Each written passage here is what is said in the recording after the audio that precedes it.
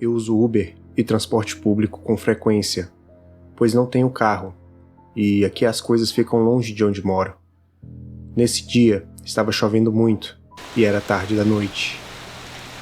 Eu tinha acabado de comprar um item pesado e caro que não conseguia carregar facilmente com as mãos, razão pela qual eu tinha pedido um Uber, ao invés de usar transporte público. O Uber chegou e logo perguntou o meu nome, para confirmar a viagem. Pedi para pôr minha compra no porta-malas, e ele abriu e me ajudou a colocar. Tudo já começou meio estranho, pois ele agia rispidamente e me olhava de um jeito não muito legal. Entrei no carro e a viagem começou. Logo percebi que ele não estava seguindo o GPS, e perguntei para onde ele estava indo. Ele então disse que eu havia pedido a opção de viagem compartilhada, mesmo eu tendo certeza que havia pedido Uber normal, o que me deixou assustada. Pensei em simplesmente pular do carro quando ele parasse em algum sinal, mas lembrei do meu item no porta-malas e não podia simplesmente perder ele. Enquanto seguia aquele caminho desconhecido, ele começou a fazer perguntas absolutamente íntimas. Se eu era solteira, se o endereço que eu coloquei era o da minha casa, se eu morava sozinha. E eu apenas desconversava.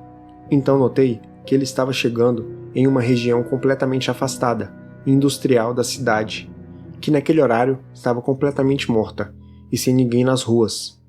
Criei uma coragem que eu nem sabia que eu tinha e falei, que sabia muito bem o que ele estava fazendo, que eu não havia pedido corrida compartilhada nenhuma e para ele apenas seguir o GPS, ou eu ia ligar para a polícia.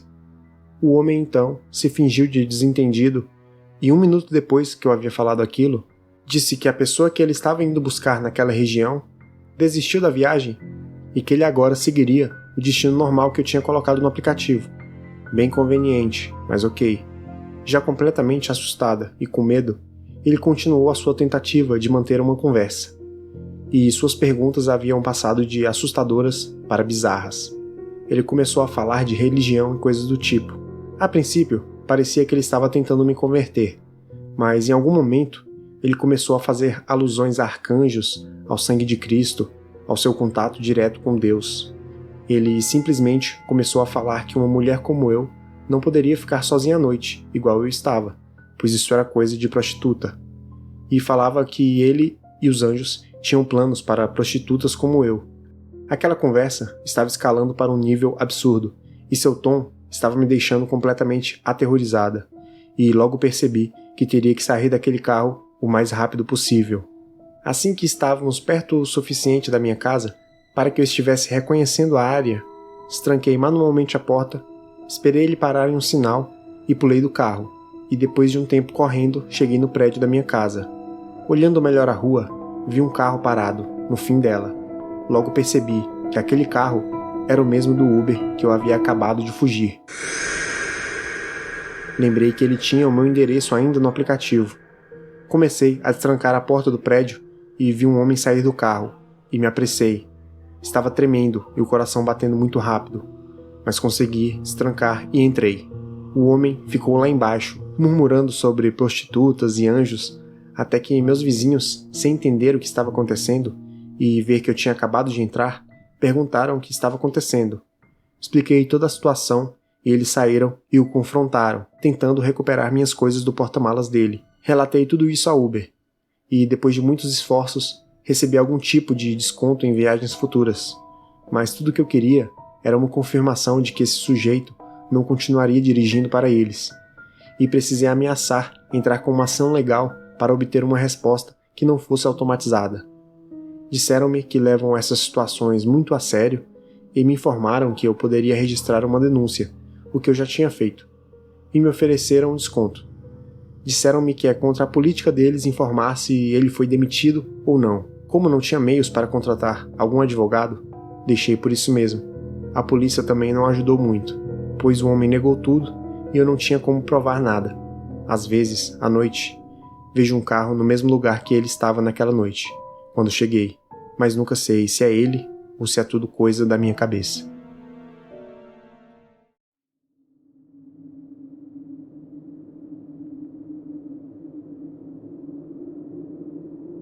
Eu tenho usado Uber para ir trabalhar.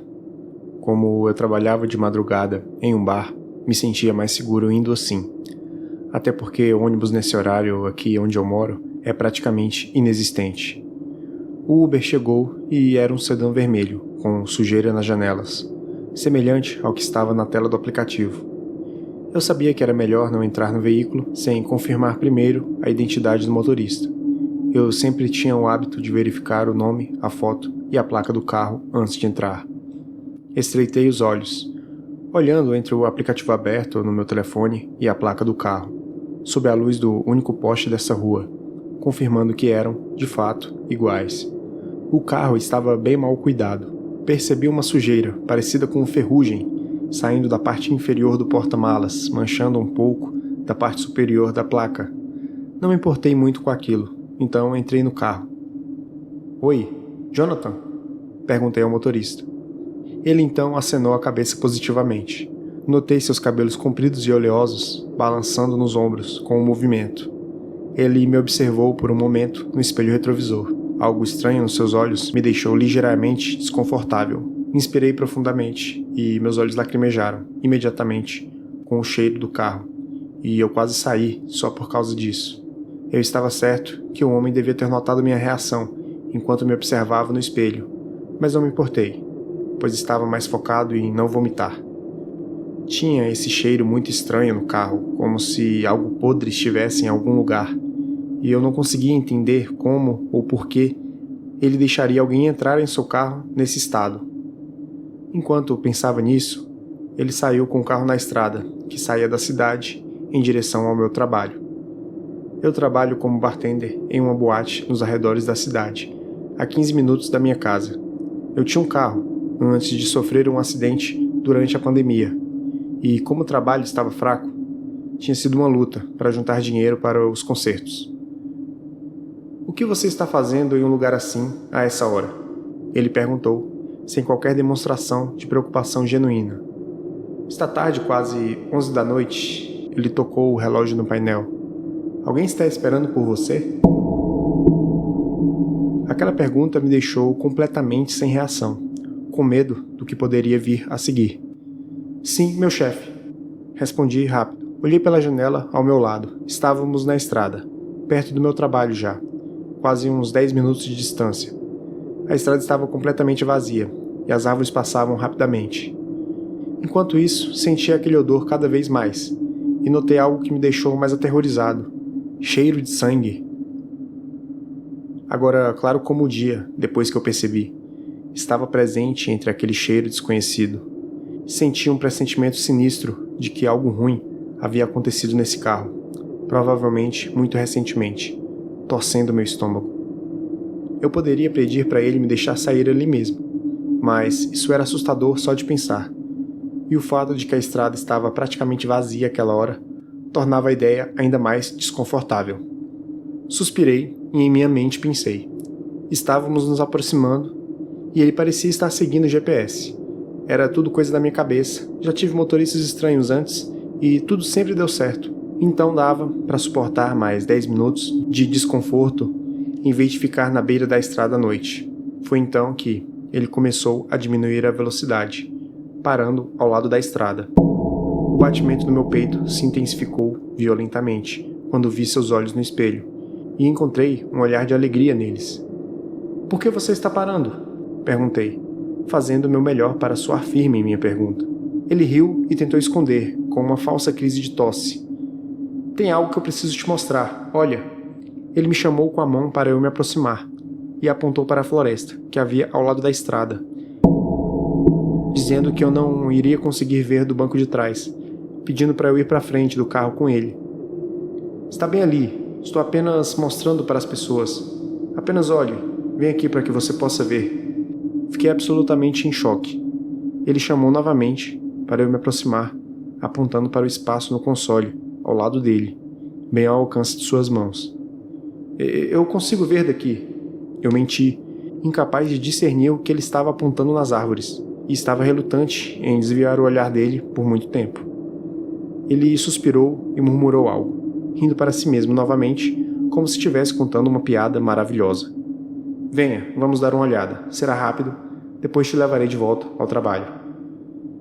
Eu acho que eu vejo bem daqui mesmo. Vamos seguir viagem, eu estou atrasado. Disse, tentando parecer irritado com a situação, e ao mesmo tempo abrindo o aplicativo do telefone para ligar para a polícia, já temendo algo pior.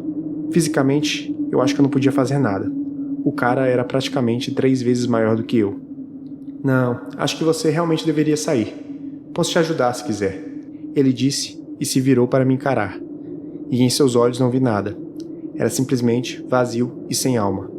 E vi que, mesmo sob a máscara suja, seu sorriso se alargou. Então, ele se virou para frente, tirou o cinto com uma mão, enquanto a outra foi para a maçaneta da porta. Estávamos no meio do nada. Imaginei em correr dali o mais rápido possível. Mas não sei se correria mais que ele, e nem se ele estaria armado. Vi que ele deixou então a chave na ignição do carro, e tive uma ideia. Ruim, provavelmente, mas foi a única coisa que pensei na hora. Vamos lá então, fiquei curioso. Tentei parecer convincentemente interessado, enquanto agarrava a maçaneta da porta. Murmurei uma oração silenciosa pela primeira vez em anos. Abri a porta e saí do carro. Fechei a porta, trancando-a rapidamente atrás de mim. Senti a brisa da noite em meu corpo. Enquanto isso pensei, eu tinha que ser rápido. Ele foi para a frente do carro e eu dei a volta para o outro lado, movendo-me em direção da porta do passageiro, olhando na direção para a qual ele tinha apontado, confirmando minha suspeita. Não havia nada lá fora.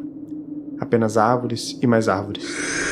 Ele estava parado na frente do carro, quase que como se estivesse esperando para que eu fosse para a mata.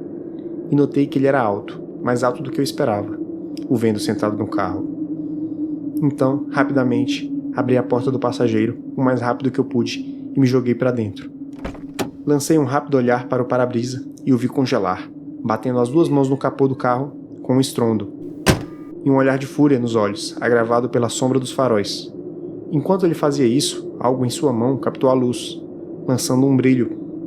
Ele tinha uma faca. Uma lâmina longa, adequada para algum tipo de açougueiro, já usada pelo aspecto dela. Ele começou a gritar furiosamente para eu sair do carro, e que iria usar a faca em mim se eu não o fizesse. Ele veio então para a porta do passageiro, que eu já havia trancado, enquanto eu rapidamente recuei para longe da janela, enquanto ele batia os punhos contra o vidro, que trincou ligeiramente onde o cabo da faca fez contato. Ele me encarou e, agora que estava sem máscara, eu percebi algo terrível. Ele não parecia em nada com a foto do rapaz do aplicativo. Então percebi que ele estava apenas se passando pelo Jonathan. Ele olhou para a porta da qual eu tinha acabado de sair e tentou abrir a maçaneta. Eu a tinha trancado antes, mas quando ele se virou e começou a dar a volta na frente do carro, lembrei que eu não tinha trancado a porta do motorista. E, completamente aterrorizado, pulei pelo console, batendo dolorosamente a perna contra ele no processo, em direção ao botão de travamento da porta do motorista.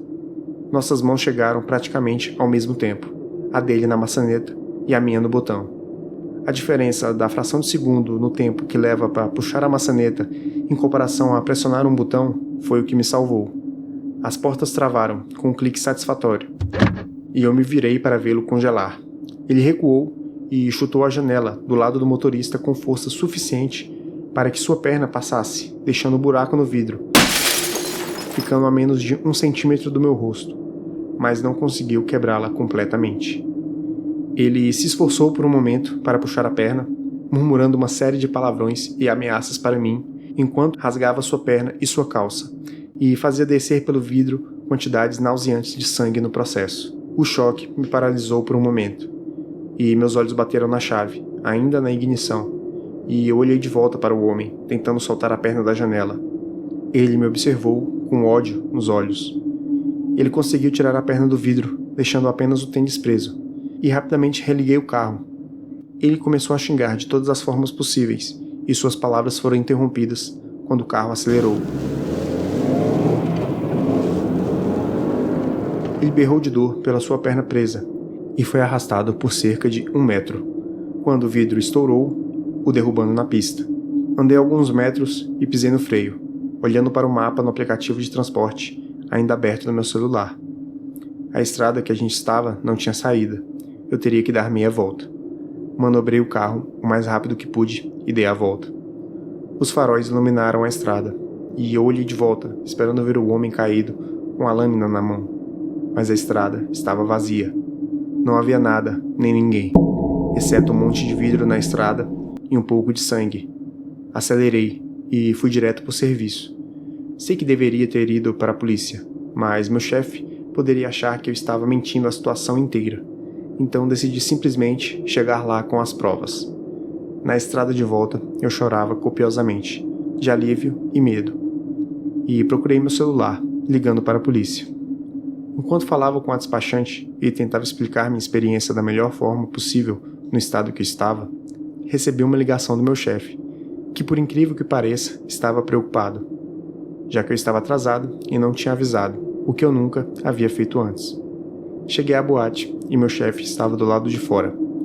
O comportamento dele mudou imediatamente ao me ver e ao ver o carro, com a janela estilhaçada e o sangue manchando o vidro e respingando na porta. "O que aconteceu com você?" ele perguntou, soando chocado e genuinamente preocupado, enquanto eu estacionava o carro no meio do estacionamento, sem me incomodar em encontrar uma vaga. Saí do carro, pegando as chaves enquanto fazia isso, e tentando explicar o que aconteceu. Ele percebeu então o cheiro e disse que vinha do porta-malas. Andamos para próximo deles e meus olhos se encheram de lágrimas. Ele estava certo. O cheiro era mais forte do lado de fora do porta-malas. E vi o rosto dele se contorcer de nojo, tossindo por alguns segundos, como se fosse vomitar. Paralisei, em choque, enquanto ele colocava a chave na fechadura do porta-malas do carro antigo, girando-a com um clique, abrindo o porta-malas. O ar que saiu estava quente, úmido e fétido, como um forno cheio de carne em decomposição. Limpei as lágrimas dos olhos e olhei para o porta-malas. Meu estômago revirou quando vi. Enfiados no fundo do carro estavam os restos de Jonathan, o verdadeiro Jonathan,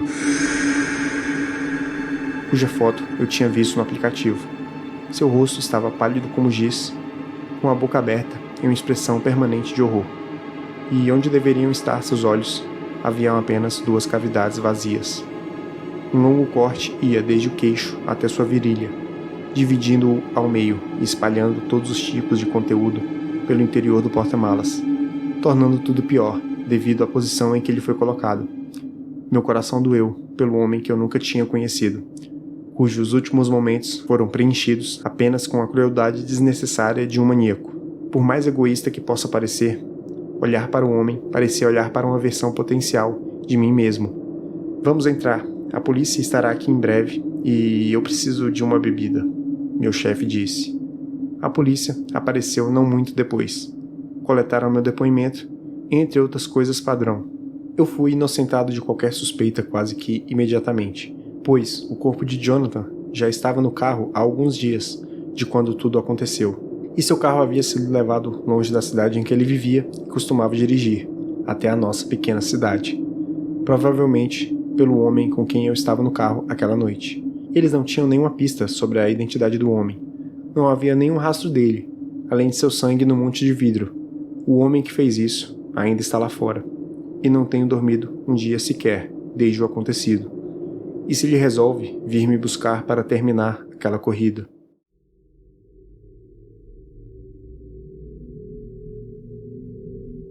Isso aconteceu em novembro há alguns anos, na época em que o Uber começou a se tornar mais popular. Um amigo próximo e eu estávamos de férias da faculdade e decidimos ir a um show no centro da cidade. Nós crescemos em cidades pequenas próximas ao centro, então quando havia algum evento, sempre íamos à cidade maior de trem. Enfim, nós nos divertimos muito no show e decidimos chamar um Uber para voltar para casa, já que não estávamos próximos da estação de trem. Meu amigo me disse que o Uber não estava funcionando para ele naquele momento. Então eu chamei o Uber no meu celular. Mas foi literalmente a primeira vez que eu chamei um, e eu acabei chamando um Uber Pool, sem nem saber o que era. Para quem não sabe, o Uber Pool são corridas de Uber compartilhadas com outros passageiros. Então, o motorista chegou e estávamos o esperando bem na saída do local do show. Havia muitas pessoas bêbadas ao redor da gente, como se pode imaginar depois de um show desses. Mas estávamos sóbrios, pois as coisas no show eram muito caras e não tínhamos levado muito dinheiro. Entramos no carro e tudo estava indo normal, mas não percebemos a direção que o motorista estava tomando, pois estávamos animados e envolvidos falando sobre o show. Acontece que o motorista estava indo para o sul da cidade, o que só percebemos depois de um tempo, olhando os mapas. Porém, a nossa cidade estava exatamente na direção oposta dessa viagem para o sul. Imaginamos então que o motivo disso era a corrida ser um Uber Pool, e ignoramos, até pegarmos essa passageira, que, para ser honesto, essa garota nos assustou. Não gosto de julgar as pessoas, mas ela nos assustou apenas pela aparência e pelo jeito que ela falava. Quando a garota entrou, perguntamos ao motorista para onde estávamos indo primeiro, o destino dela ou o nosso destino, e ele simplesmente parou de responder. No aplicativo não mostrava que esta era uma rota reconhecida. Perguntei novamente ao motorista o que estava acontecendo e ele não respondeu. Porém, a garota e o motorista definitivamente se conheciam, pois estavam se comunicando por apelidos. Além disso, ela estava agindo de forma muito estranha e parecia estar fazendo alguns sinais com as mãos para ele. Então, ele continuou dirigindo mais para o sul, para esse bairro, o bairro mais suspeito que eu já vi. Eu nem sabia que bairros como esse sequer existiam na cidade. Cada casa nas ruas estavam completamente destruídas. A maioria dos postes de luz estavam apagados ou piscando. Havia moradores de rua deitados nas calçadas, e havia galpões e becos abandonados. Essa era, de longe, a área mais assustadora que eu já havia visto de perto. Ninguém que se importasse ouviria um grito qualquer nessa área. Quando começamos a ver tudo isso, ficamos ainda mais assustados, porque o motorista ainda não estava nos respondendo, embora falasse com a garota. Meu amigo então olha para mim e sussurra: "Precisamos sair daqui." E eu respondi: "Cara, olha onde estamos." E continuamos no carro. Em seguida, fomos levados para esse beco, atrás de um galpão, onde as ruas terminavam e havia apenas um matagal após. O motorista estava dirigindo muito lento, quase a uns 3 km por hora, e foi continuando. Ele e a garota claramente estavam discutindo algo sério, mas não conseguíamos entender, pois estavam usando sinais. Nesse momento, literalmente pensamos que seríamos mortos naquele beco, ou na melhor das hipóteses, alguém entraria no carro e nos assaltaria. Ele parou e as portas se destravaram. Eu estava completamente chocado, com o rosto pálido, quando de repente meu amigo disse: "Ei, eu estou completamente sóbrio, estou prestes a ligar para a polícia." Estávamos imaginando que o motorista estava esperando por pessoas bêbadas para chamar um Uber Pool e permitir que isso acontecesse, porém estávamos sóbrios, e o que o meu amigo estava falando era realmente sério. Ele já tinha o 190 discado no telefone. O motorista olhou para nós chocado, depois de ver o 190 discado e o dedo do meu amigo prestes a pressionar o botão de ligar. A garota também estava chocada. Ela balançou a cabeça negativamente, falou um palavrão e saiu do carro. O motorista então saiu com o carro e começou a andar em direção ao nosso subúrbio. De repente, ele começa a falar conosco novamente, como se nada tivesse acontecido. Começamos a perguntar o que foi aquilo antes, porém, ele simplesmente não respondia coisas desse tipo. Ele respondia para onde estávamos indo, mas nada sobre o que tinha acabado de acontecer. Chegamos em casa em segurança e denunciamos o motorista da Uber por essa viagem, pois algo muito errado estava para acontecer ali. A forma que as coisas aconteceram praticamente confirmou a nossa suspeita. O motorista estava tentando pegar pessoas bêbadas, chamando um Uber Pool para tentar sair da rota e chamar sua parceira para fazer algo sinistro. Tivemos muita sorte de não estarmos muito bêbados nem algo do tipo. Depois disso, nem eu nem meu amigo pedimos Uber por muito tempo, temendo pela segurança do aplicativo, que parecia ruim. Porém, com o tempo, o medo foi passando. Mas ainda assim, é bom estar sempre alerta.